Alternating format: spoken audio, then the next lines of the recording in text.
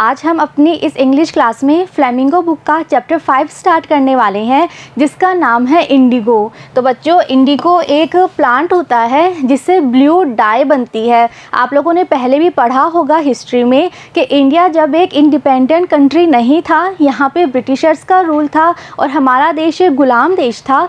तो उस समय में बच्चों, जो ब्रिटिशर्स थे वो इंडिया के कुछ पार्ट के फार्मर्स को फोर्स किया करते थे कि वो अपने खेतों में इंडिगो फार्मिंग करें, नील की खेती करें। तो बच्चों, उन किसानों की लाइफ में क्या क्या प्रॉब्लम्स थी और कैसे गांधी जी आगे आए उन किसानों की हेल्प करने के लिए, और गांधी जी के सपोर्ट से उन्हें किस तरह से जस्टिस मिला, किस तरह से न्याय मिला, इसी बारे में ये चैप्टर है जो कि लिखा है लुईस फिशर ने। तो बच्चों, ये इस चैप्टर के राइटर हैं। तो चलिए स्टार्ट करते हैं चैप्टर 5 इंडिगो।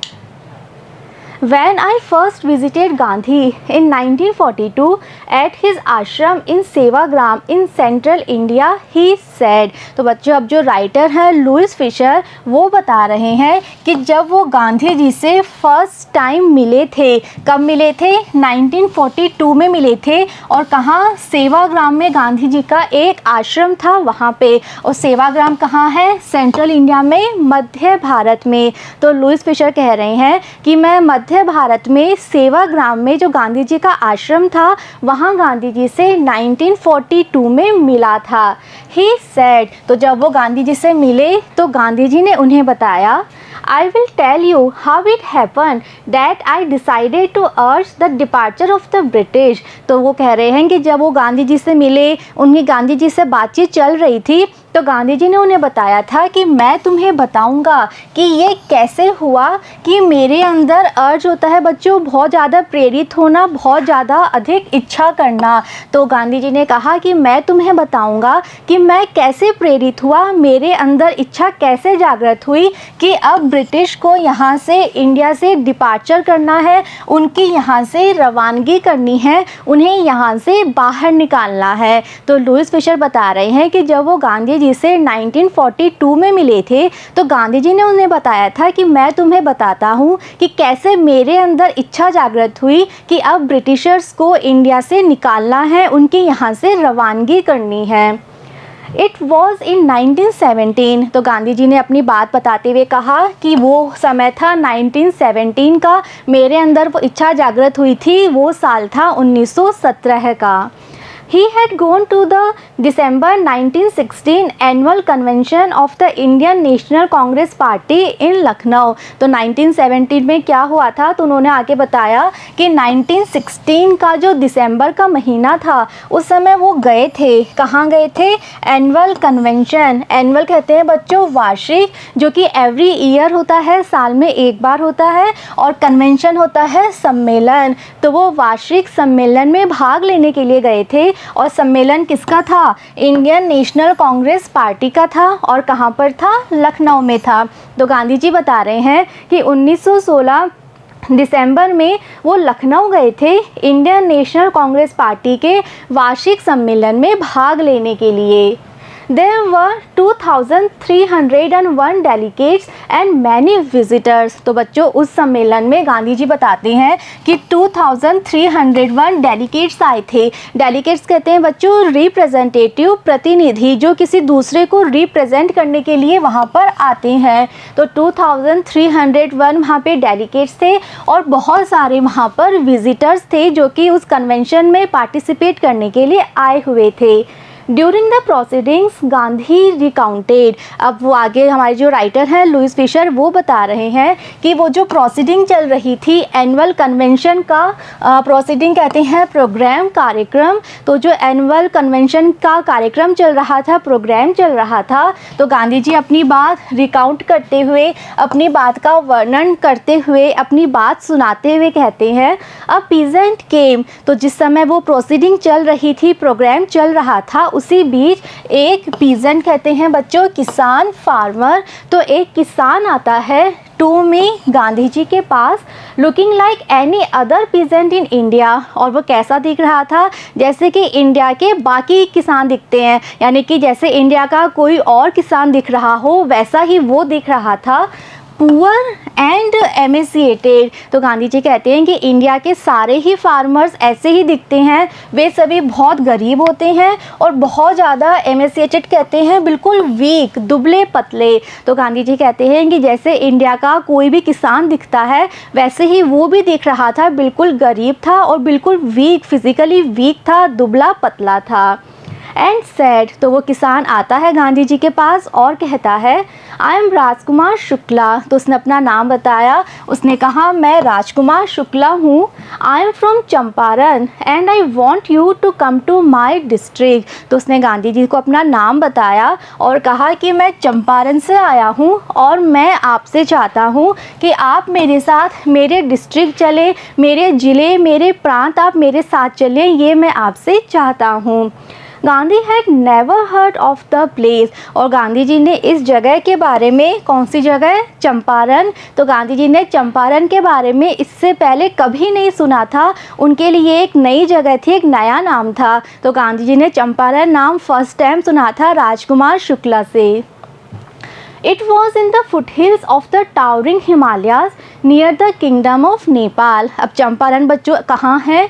ये टावरिंग हिमालय, टावरिंग हिमालय यानी जो विशाल हिमालय है उसके फुटहिल्स में, फुटहिल्स यानी निचली पहाड़ियों में। तो जो विशाल हिमालय की निचली पहाड़ियाँ हैं वहाँ पर है ये Champaran, near the kingdom of Nepal, Nepal के पास में। तो चंपारण इंडिया में है, बिहार में आता है चंपारण, और ये बिल्कुल नेपाल के पास है। और कहाँ पर है? जहाँ हिमालय, जहाँ से बिल्कुल स्टार्ट होता है हिमालय की जो बिल्कुल निचली पहाड़ियाँ हैं उसके पास में बना हुआ है Champaran. Under an ancient agreement, the Champaran peasants were sharecroppers। अब राजकुमार शुक्ला वहाँ क्यों आए थे गांधी जी से मिलने और वो क्यों चाहते थे कि गांधी जी उनके साथ चंपारण जाए? तो आगे गांधी जी बता रहे हैं कि एक एंशियंट कहते हैं बच्चों प्राचीन, पुराना, तो वहाँ के किसानों ने एक बहुत पुराना एग्रीमेंट कर रखा था, एक बहुत पुरानी डील, एक समझौता कर रखा था। The Champaran peasants were sharecroppers, और उस एग्रीमेंट के अकॉर्डिंग जो चंपारण के सारे किसान थे वो क्या थे? शेयर क्रॉपर्स थे। बच्चों शेयर क्रॉपर्स वो किसान होते हैं जिनके पास अपनी खुद की ज़मीन होती नहीं है, वो ज़मीन रेंट पे लेते हैं, यानी कि वो टेनेंट्स होते हैं, वो रेंट पे ज़मीन लेते हैं, वहाँ पर खेती करते हैं, और जो वो खेती करते हैं, जो उनकी फसल उगती है उसका कुछ पार्ट वो शेयर कर देते हैं, दे देते हैं उस ज़मीन के रेंट के रूप में। तो ये वहाँ पे एक बहुत पुराना एग्रीमेंट चला आ रहा था बहुत सालों से। तो उसके अकॉर्डिंग चंपारण के सारे किसान शेयर क्रॉपर्स थे, वो रेंट पे ज़मीन लेते, उस पर खेती करते, और जो उन्हें प्रॉफिट मिलता, जो उनकी फसल उगती, उसका कुछ पार्ट वो दे देते थे रेंट के रूप में। तो ये वहाँ का एक एग्रीमेंट था, इसी सिस्टम को सब वहाँ पे फॉलो करते थे। Rajkumar Shukla was one of them, और राजकुमार शुक्ला भी उन्हीं में से एक था। तो चंपारण के सारे किसान ऐसे ही करते थे, शेयर क्रॉपर्स थे, और राजकुमार शुक्ला भी शेयर क्रॉपर था। He was illiterate but resolute. तो गांधी जी ने बताया कि राजकुमार शुक्ला इलिटरेट था। इलिटरेट कहते हैं बच्चों अशिक्षित, यानी वो पढ़ा लिखा नहीं था, लेकिन वो क्या था? रेजोल्यूट यानी दृढ़ निश्चयी था, बहुत डिटरमिन्ड था।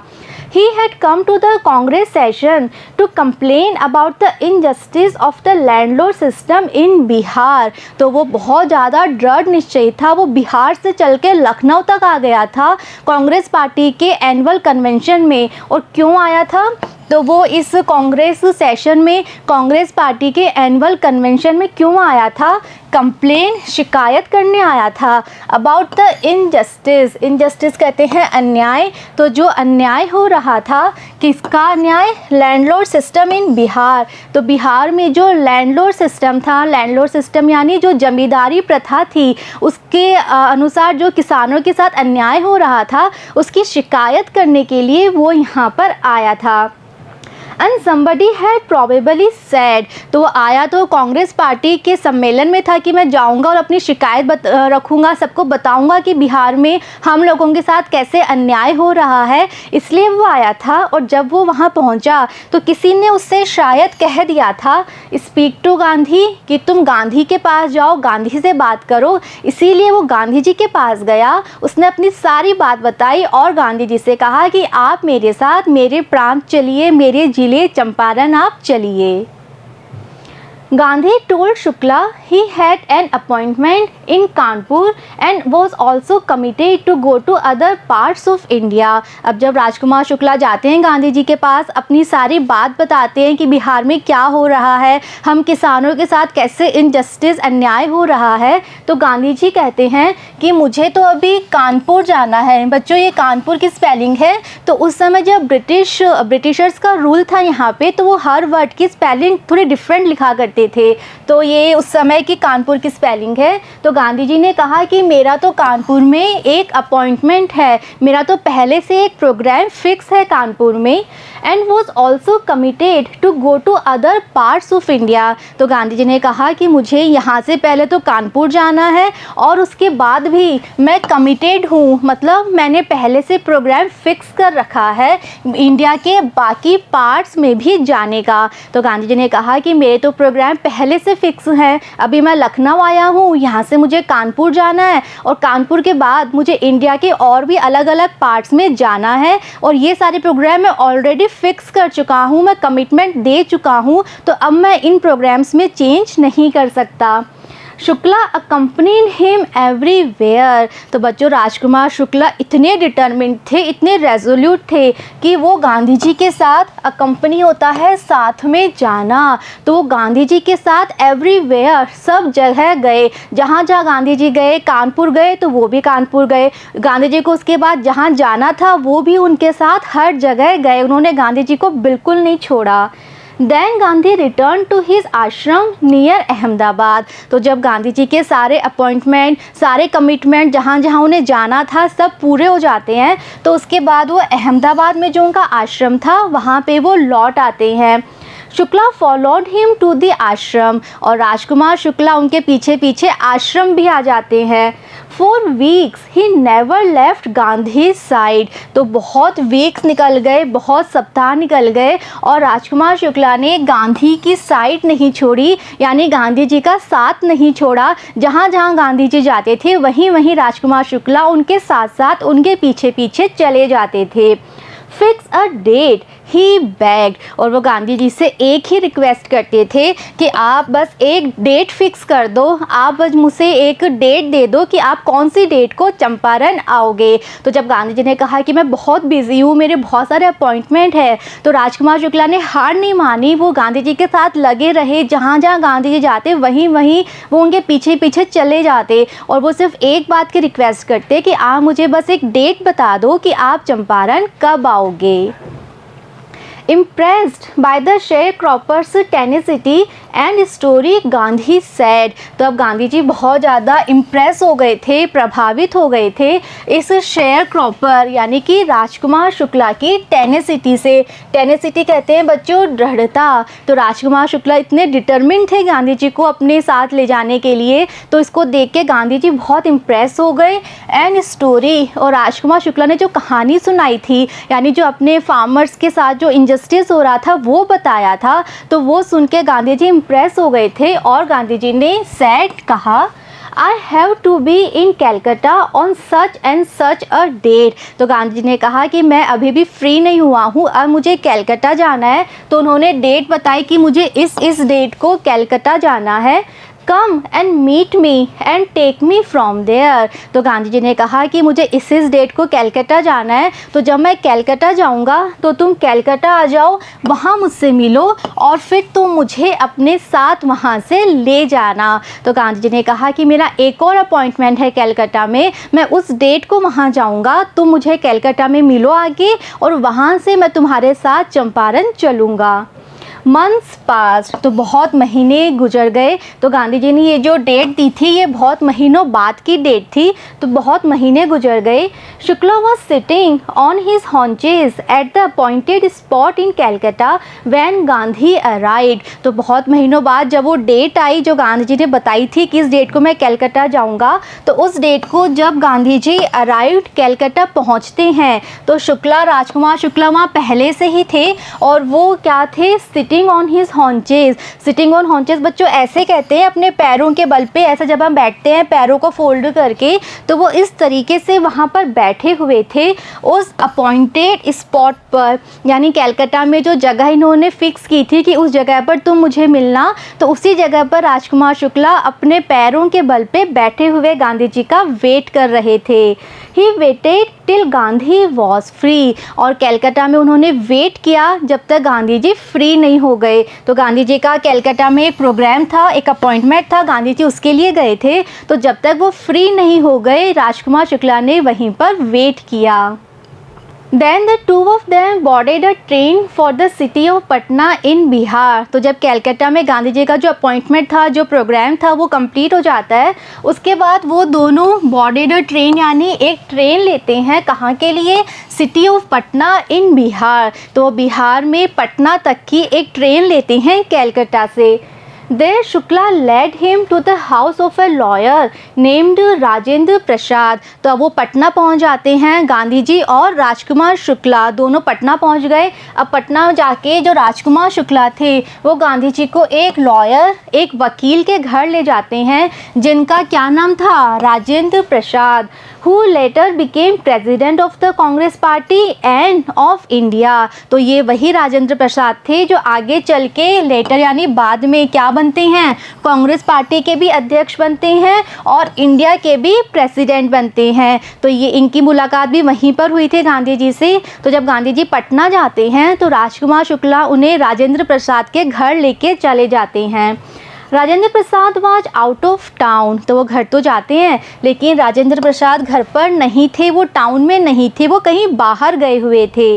But the servants knew Shukla as a poor human who pestered their master to help the indigo share croppers. तो अब राजकुमार शुक्ला तो घर पे नहीं थे लेकिन जो उनके सर्वेंट थे वो राजकुमार शुक्ला को पहचानते थे। उन्हें पता था कि राजकुमार शुक्ला एक पुअर ह्यूमन यानी एक गरीब किसान है, जो कि उनके मास्टर, उनके मालिक कौन थे, उन सर्वेंट्स के मालिक राजेंद्र प्रसाद। तो उन्हें पता था कि ये एक गरीब किसान है जो बार बार यहाँ आता है और हमारे मालिक को पस्टर्ड कहते हैं बच्चों, परेशान करना। तो वो जानते थे कि ये बार बार आता है, हमारे मालिक को परेशान करता है।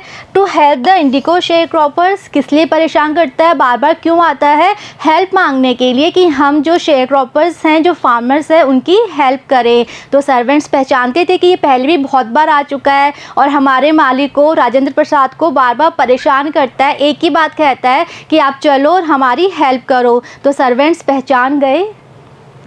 So they let him stay on the grounds with his companion Gandhi. तो वो पहचान गए कि ये वही है, वही राजकुमार शुक्ला है। तो उन्होंने राजकुमार शुक्ला को वेट करने के लिए बोल दिया। उन्होंने कहा कि राजेंद्र प्रसाद घर पर नहीं है पर तुम यहाँ ज़मीन पे बैठ के वेट कर सकते हो। और उसके साथ उनके जो कंपेनियन, उनके जो साथी थे, अब कौन थे राजकुमार शुक्ला के साथी, गांधी जी। तो उन्होंने गांधी जी को भी अलाउ कर दिया कि आप दोनों यहाँ बैठ के वेट कर सकते हो। whom they took to be another peasant। और उन्होंने गांधी जी को क्या समझा कि ये भी इसके साथ आया हुआ एक और किसान है। तो गांधी जी को नहीं पहचानते थे तब तक। तो गांधी जी राजकुमार शुक्ला के साथ आए थे तो उनको लगा कि ये भी एक कोई किसान है जो अपनी प्रॉब्लम्स लेके यहाँ पर आया है। But Gandhi was not permitted to draw water from the well lest some drops from his bucket pollute the entire source। तो बच्चों यहाँ पे राइटर हमें एक और पुराने समय का एक कल्चर बता रहे हैं। उस समय बच्चों एक चला करती थी प्रथा जिसे कहते थे अछूत, अनटचेबल। तो लोगों को वहाँ पर अछूत माना जाता था, उनको जो सब लोगों के पीने का पानी होता था उसको टच नहीं करने दिया जाता था। तो गांधी जी को भी परमिटेड नहीं किया गया। गांधी जी को भी परमिशन नहीं दी गई कि वो वेल यानी कुएं से पानी खींच लें। और ऐसा क्यों? क्योंकि उनको लग रहा था कि अगर इनकी बकेट से कुछ ड्रॉप पानी में गिर जाएंगी तो जो पूरा वेल है, पूरा कुआं है, वो पूरा का पूरा कुआं पॉल्यूट हो जाएगा, दूषित हो जाएगा। तो जो वहाँ के किसान थे उन्हें अनटचेबल मानते थे, अछूत माना करते थे, इसलिए किसानों को परमिशन नहीं थी। और जो सर्वेंट्स थे उनको लगा कि गांधी जी भी एक किसान हैं, तो गांधी जी को भी परमिशन नहीं मिली कि वो कुएं में से पानी खींचें। How did they know that he was not an untouchable? और उन सर्वेंट्स को कैसे पता चलता कि गांधी जी अनटचेबल नहीं हैं? क्योंकि वो तो गांधी जी को एक किसान ही समझ रहे थे, इसीलिए गांधी जी को भी परमिशन नहीं थी कि वो कुएं से पानी निकाल पाएँ। Gandhi decided to go first to Muzaffarpur. अब पटना में गांधी जी ने डिसाइड किया कि चलो हम पहले मुजफ्फरपुर जाते हैं। राजेंद्र प्रसाद नहीं मिल पा रहे थे तो उन्होंने डिसाइड किया कि हम पहले अब यहाँ से मुजफ्फरपुर जाते हैं। Which was en route to Champaran. और जो मुजफ्फरपुर था ये चंपारण के रास्ते में था, यानी कि जब हम पटना से चंपारण जाते हैं तो रास्ते में आया करता था मुजफ्फरपुर। तो गांधी जी ने डिसाइड किया कि चंपारण जाने से पहले हम मुजफ्फरपुर जाते हैं। To obtain more complete information about conditions than Shukla was capable of imparting। और मुजफ्फरपुर जाने का इन्होंने डिसीजन क्यों लिया? क्योंकि उनको लगा कि वहाँ से हमें और ज़्यादा इंफॉर्मेशन हम ऑब्टेन होता है प्राप्त करना, तो उन्हें लगा कि हम वहाँ से और ज़्यादा इंफॉर्मेशन प्राप्त कर सकते हैं कि एक्चुअल में कंडीशन क्या है, किसानों की हालत एक्चुअल में कैसी है, इस बारे में हम और ज़्यादा इंफॉर्मेशन कलेक्ट कर सकते हैं जितनी इंफॉर्मेशन हमें शुक्ला दे सकता है। यानी कि राजकुमार शुक्ला तो एक ही किसान था, तो गांधी जी को लगा कि ये हमें एक लिमिटेड इंफॉर्मेशन दे सकता है। तो एक्चुअल कंडीशन क्या है वो पता करने के लिए उन्होंने डिसाइड किया कि हम पहले मुजफ्फरपुर जाएंगे। He accordingly sent a telegram to Professor J.B. Kriplani of the Arts College in Muzaffarpur. तो उनका प्रोग्राम डिसाइड हो गया कि वो पहले मुजफ्फरपुर जाएंगे, तो उसी के अकॉर्डिंगली, उसी के अनुसार वो एक टेलीग्राम भेजते हैं किसे? J.B. कृपलानी को, जो कि एक प्रोफेसर थे। कहाँ पे? Arts college in Muzaffarpur. तो मुजफ्फरपुर के आर्ट्स कॉलेज के एक प्रोफेसर थे J.B. कृपलानी, उन्हें वे एक टेलीग्राम भेजते हैं whom he had seen at Tagore Shanti Niketan school. और जेपी कृपलानी को गांधी जी जानते थे पहले से, क्योंकि उनसे वो मिल चुके थे। कहाँ पर? टैगोर का जो शांति निकेतन स्कूल था, तो रविंद्रनाथ टैगोर के शांति निकेतन स्कूल में गांधी जी जेबी कृपलानी से पहले मिल चुके थे। तो उन्होंने जेबी कृपलानी को एक टेलीग्राम भेजा कि मैं इस डेट को इतने बजे पहुँच रहा हूँ। कहाँ पर? Muzaffarpur. The train arrived at midnight 15 अप्रैल 1917। तो अपने टेलीग्राम के अकॉर्डिंग जो प्रोग्राम फिक्स था उसके अकॉर्डिंग वो 15 अप्रैल 1917 को मिडनाइट में, आधी रात यानी 12 बजे उनकी ट्रेन पहुंच जाती है। कहाँ पर? Muzaffarpur. Kripalani was waiting at the station with a large body of student. तो अब जो कृपलानी थे वो वहाँ पर उनका वेट करते हैं और उनके साथ लार्ज बॉडी ऑफ स्टूडेंट होते हैं। हमने पढ़ा था ना कि वो प्रोफेसर थे कॉलेज में, तो वो अपने साथ बहुत सारे स्टूडेंट्स को लेके आते हैं और वो सब उनका स्टेशन पे वेट कर रहे थे। Gandhi stayed there for 2 days in the home of Professor Malkani, a teacher in a government school। अब मुजफ्फरपुर में गांधी जी रुकते कहाँ पर हैं? एक प्रोफेसर थे, प्रोफेसर मलकानी, उनके घर पे रुकते हैं 2 दिनों के लिए। और ये कौन थे प्रोफेसर मलकानी? ये एक सरकारी स्कूल के टीचर थे। तो वहाँ मुजफ्फरपुर वो पहुँच जाते हैं और जो जेबी कृपलानी थे वो उन्हें रिसीव करते हैं स्टेशन पे, लेकिन वहाँ से वो रुकते किसके घर जाके हैं? प्रोफेसर मलकानी के घर जाके रुकते हैं, जो कि एक गवर्नमेंट स्कूल में, एक सरकारी स्कूल में टीचर थे। It was an extraordinary thing in those days, Gandhi commented। तो गांधी जी ने फिर आगे हमारे राइटर लुइस फिशर को बताया कि उन दिनों ये एक बहुत ही एक्स्ट्राऑर्डिनरी यानी बहुत ही एक असाधारण सी बात थी, बहुत स्पेशल बात थी कि कोई government professor to harbour a man like me, कि कोई गवर्नमेंट प्रोफेसर, कोई गवर्नमेंट एम्प्लॉई मेरे जैसे व्यक्ति को हार्बर करे। हार्बर का मतलब होता है शरण देना। तो गांधी जी ने उन्होंने कहा कि उन दिनों ये बहुत बड़ी बात थी, बहुत असाधारण बात थी कि कोई गवर्नमेंट एम्प्लॉय, कोई गवर्नमेंट प्रोफेसर अपने घर में मेरे जैसे व्यक्ति को शरण दे। अब मेरे जैसे का क्या मतलब है? In small localities, the Indians were afraid to show sympathy for advocates of home rule। तो मेरे जैसे का मतलब गांधी जी कह रहे हैं कि उस समय जो स्मॉलर लोकेलिटीज़ थी, जो छोटी छोटी जगह थी, छोटे छोटे शहर थे, वहाँ के जो इंडियंस थे वो डरा करते थे कि वो कोई सिंपैथी ना दिखाएं, किसी तरह की सहानुभूति, किसी तरह की दया ना दिखाएं। किसको? जो होम रूल के एडवोकेट्स हैं। होम रूल मतलब गांधी जी चाहते थे कि इंडिया में इंडियंस का ही रूल हो। तो ये जो होम रूल था, जो राष्ट्रवाद की वो बात करते थे, तो राष्ट्रवाद के वो एडवोकेट्स यानी पक्षधर थे, तो यानी कि वो ब्रिटिशर्स के अगेंस्ट थे। तो ऐसे लोगों को शरण देना अपने घर में एक बहुत बड़ी बात थी किसी गवर्नमेंट एम्प्लॉय के लिए, क्योंकि अगर ब्रिटिशर्स को पता चल जाता कि ये गांधी जी जैसे व्यक्ति यानी कि जो राष्ट्रवाद की बात करते हैं, जो हमारी सरकार के अगेंस्ट है, उन्हें इन्होंने अपने घर में रख रखा है, तो उनके लिए प्रॉब्लम क्रिएट हो जाती। उसके बाद भी उन्होंने अपने घर में गांधी जी को रहने दिया। तो गांधी जी कह रहे हैं कि ये बहुत बड़ी बात थी, बहुत असाधारण बात थी। तो बच्चों, अब गांधी जी मुजफ्फरपुर पहुंच चुके हैं। यहाँ से वो चंपारण तक कैसे जाते हैं, किस तरह से उनकी ये जर्नी चलती है, वो ब्रिटिशर्स का विरोध कैसे करते हैं और कैसे फाइनली जो वहाँ के किसान हैं उन्हें न्याय मिलता है, हम पढ़ेंगे वीडियो नेक्स्ट में, सेकंड पार्ट में। See you in the next video. Thank you.